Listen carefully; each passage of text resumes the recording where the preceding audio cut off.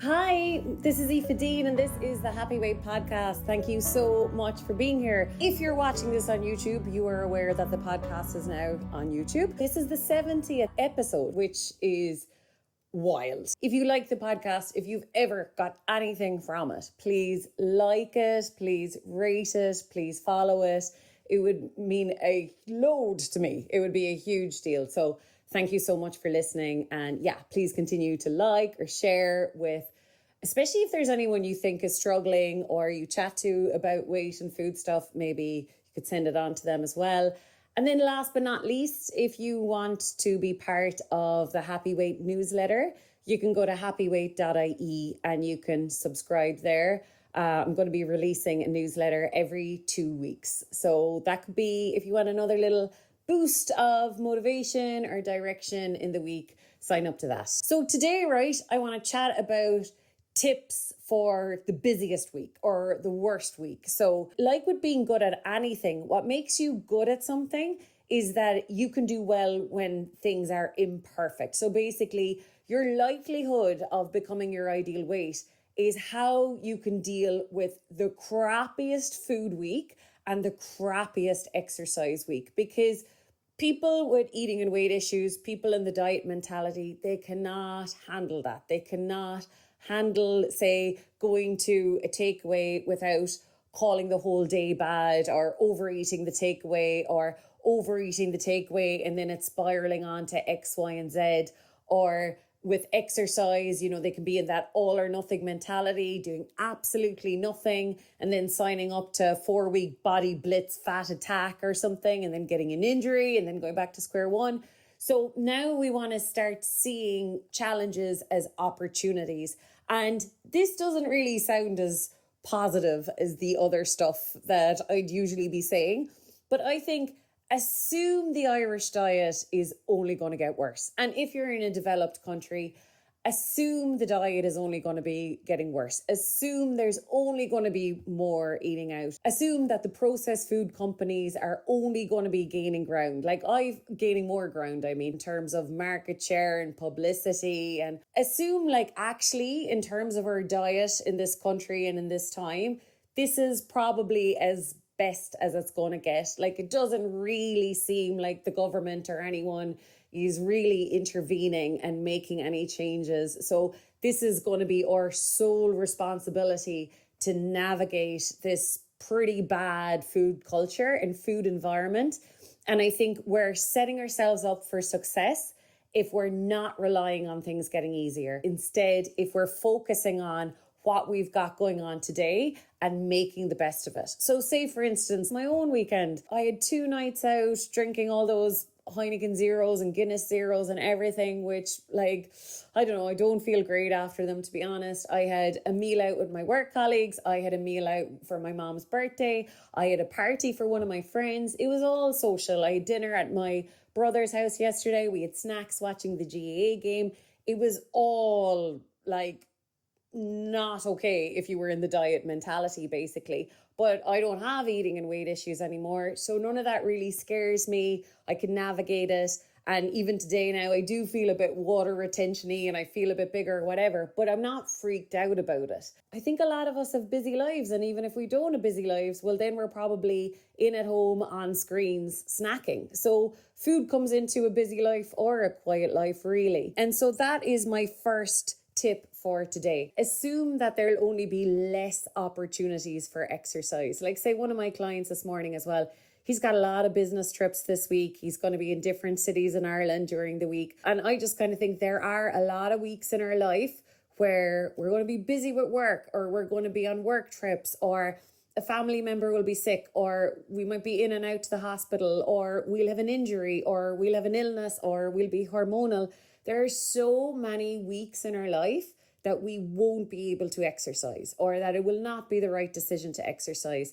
And I think just assume that one of those weeks is coming up, because when you assume that eating and exercise is only going to have less opportunities next week, what it makes you do is find any opportunities in this week. And success in anything as well is being open to opportunities and seizing those opportunities. So that is the first one. With that as well, right, it means that if we are going to be at, I don't know, GA matches, meals out, at a friend's house, where if she's deciding takeaway or if she's deciding the pizza or the ice cream or whatever, we do just have to go with it.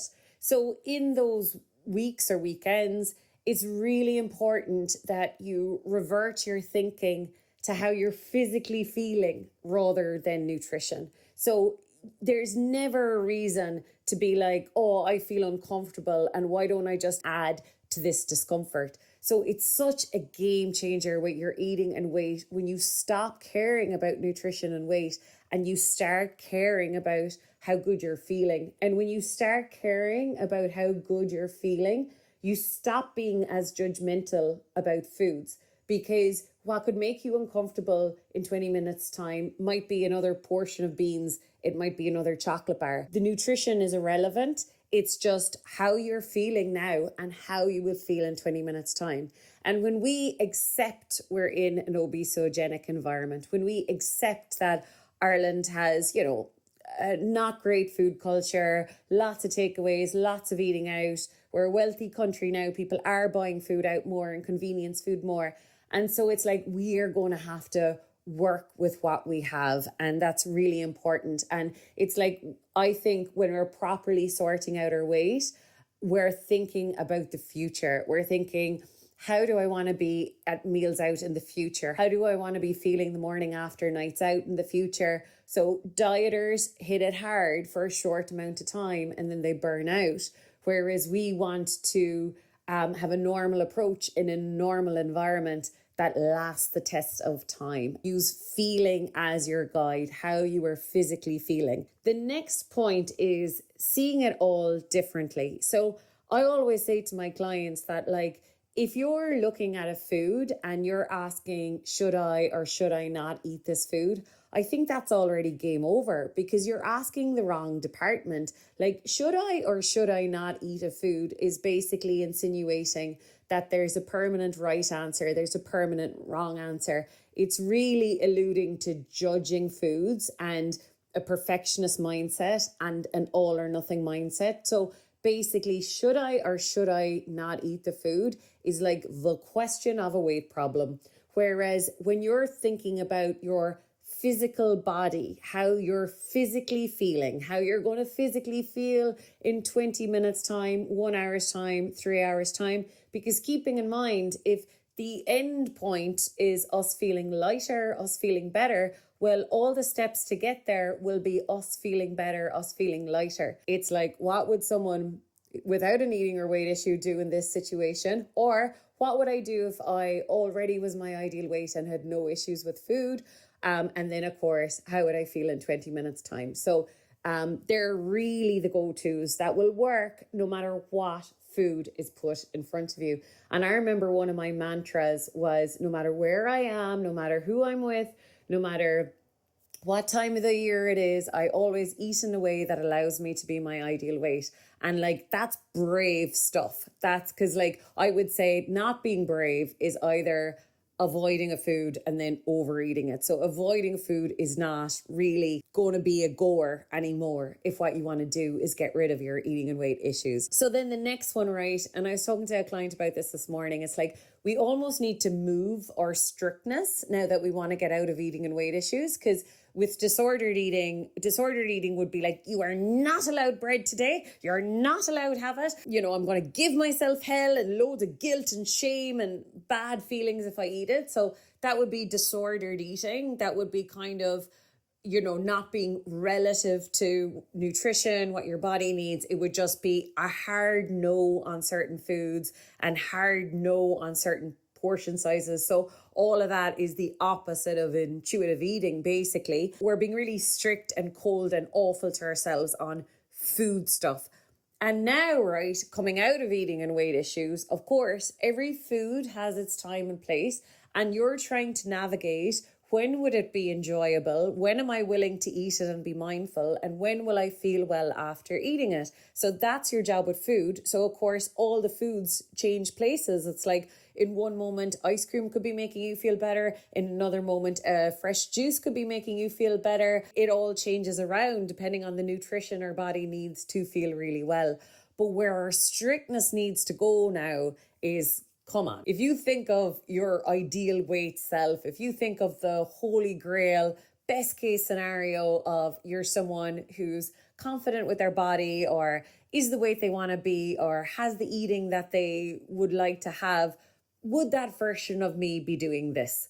And I just really think about that because there was one client I was talking to this morning say she actually over the weekend, she had a big weekend actually. She'd normally avoid going to a shopping centre to buy clothes because she'd normally say, oh, I need to lose weight first before I go shopping for new clothes. If you run that through the filter of what would my ideal weight self be doing right now, or if I was already my ideal weight, if I had already lost the weight I wanted to lose, would I be going to the shopping centre if I was already my ideal weight? If I needed new clothes, and if would I go to the shopping centre? And again, if the answer is yes, you go. You do what ideal weight you would do. You don't do what you've always done. Because if you do what you've always done, you're going to get what you've always got. And now we have to make changes. Like, nothing changes until you change something. So that means going around your day, pushing yourself to be like, what would I do in this situation if I was my ideal weight? She actually did loads of things, right? Because this weekend, not only did she go to a shopping centre and look for new clothes, she also decided on what precisely she wanted to eat. She went to Marina Market in Cork and she got exactly what she wanted to eat. So she was conscious, respectful, mindful about the food and the feeling she wanted to put in her body. So that was super cool. She also took new photos of herself and put herself on a dating app. And that has been something that she has put on pause for over a year because she was like, oh, I need to lose weight before I do that. So like I said, now our strictness needs to move. It's like, don't you do something that's the opposite of what ideal weight you would be doing and pretend you're moving to your ideal weight. So we'd be like, oh no, I'm not downloading a dating app until I lose weight. And it's like, would you have a dating app if you were your ideal weight? Yeah, you would. Okay, well then get on a dating app. So we have to do all the things we would be doing at our ideal weight in order to become our ideal weight, because it really makes a lot of logical sense when you think about it. Like, as in, if she's out having the crack more, if she has more clothes that she feels attractive in, if she's meeting more people and getting more dopamine from conversation and connection, you're already moving away from a lot of the risk factors that cause overeating or binge eating. Same with taking up hobbies, like you name it, any of the things that people say they would do when they're at their ideal weight.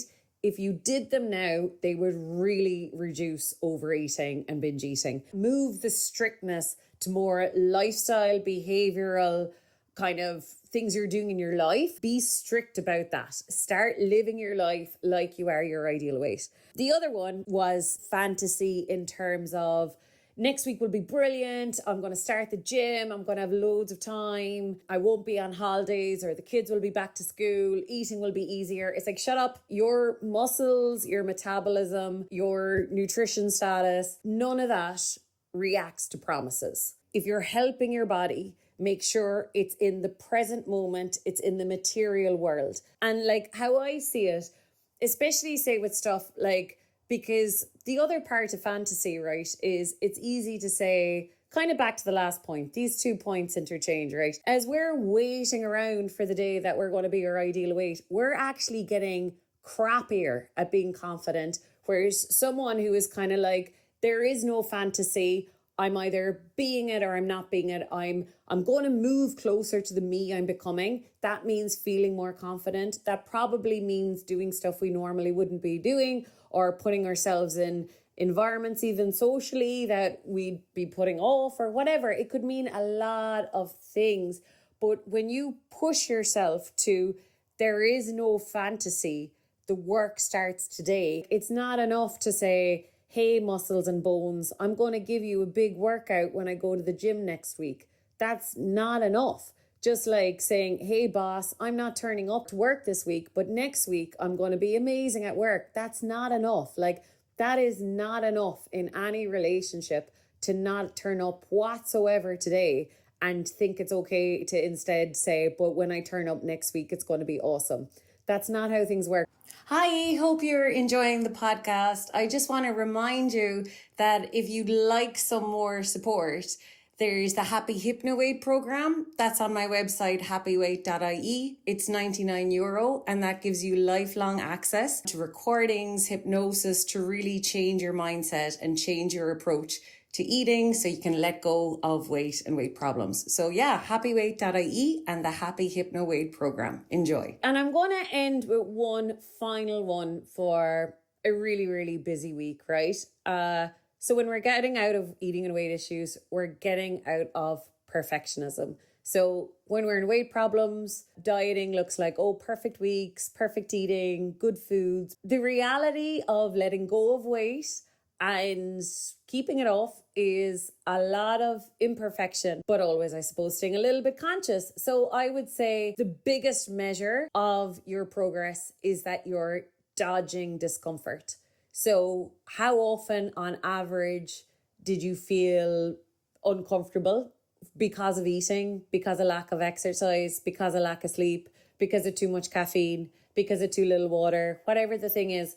How often do you normally feel uncomfortable, and are you bringing the rate of discomfort down? And I think we always have to celebrate the little wins. That's another major change, right? So part of what fuels a weight problem is the never enough mindset. Yesterday wasn't good enough. That weekend wasn't good enough. What I had last night wasn't good enough. So it's always not good enough. And then, like I said, nothing changes until we change something. So the new mindset is, I am obsessed with progress. I'm obsessed with little glimmers of my success, because the more we feel success, the more success we get. The more we feel progress, the more progress we get. So we want to get obsessed with all the little changes. And say, for instance, I had a client there yesterday, and he wasn't long after like this gorgeous crepe. And then his brother turned up and had a big burger and chips. And he had the burger, he had some of the chips, but he left some of the chips. And eating that last part of the chips would have been the difference from feeling really needlessly full, needlessly uncomfortable for the next hour or two. That doesn't sound like a big change. Like, if we're still in the perfectionist mindset, we'd be like, well, he shouldn't have had burger and chips anyway. Like I said, that's not going to lead us to a happy weight. But the mindset of, where are my opportunities to dodge the discomfort I would have felt before with eating, and then celebrating them big time. I had a client and she was like, I wasn't exactly happy with how I ate one of my meals yesterday. I did keep going even though I knew I was full. And then I reminded her, energy flows where your attention goes. So absolutely forget that meal. How you're going to change behaviors like that is by absolutely forgetting it, giving it no airtime, and instead thinking of all the little decisions that she made during the day. And she actually gave it this word, and I'm going to steal it. She was like, a soft change. I had made all these other soft changes during my day that were different from before, that did allow me to feel better. So I suppose that's quite a good note to end on. To look out for soft changes that you can make that will allow you to dodge some discomfort. And the other thing I love about soft changes is hard changes suggest willpower, grit, and everything. And for every one food or exercise decision we made with like willpower, grit, hardness, there's going to be at least one moment that we're sitting on the couch a week later, a month later, eating in an out of control way, being, what's wrong with me? Why can't I stop this? And we can't stop it because of those times we were super controlling. Thank you so much for listening, and I will see you again next time. Thank you so much.